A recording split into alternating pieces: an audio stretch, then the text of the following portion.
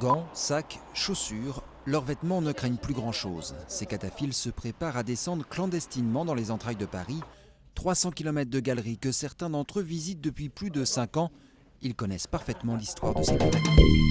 Si on regarde bien là ici, là, sur le mur, au plafond, on voit les traces des coups de pioche, de pic des ouvriers. Certaines de ces galeries datent du XIIe siècle. À l'époque, Paris s'agrandit et les ingénieurs piochent de la roche sous la capitale pour construire les immeubles.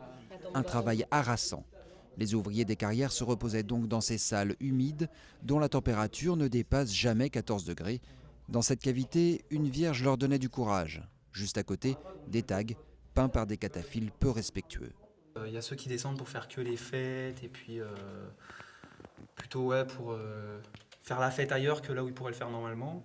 Alors que nous, c'est plutôt pour passer les bons moments, on discute entre nous de choses et d'autres qui peuvent nous passionner, telle l'histoire de la ville. Mais les catacombes sont interdites au public. Ici, l'inspection générale des carrières craint un effondrement. Elle a donc installé ces piliers pour soutenir la plaque supérieure. C'est ce qui provoque les effondrements, c'est ce qu'on appelle un fontis. Ça s'effondre d'abord au niveau des carrières, puis ça remonte jusqu'au basculement de l'immeuble ou l'effondrement de la chaussée.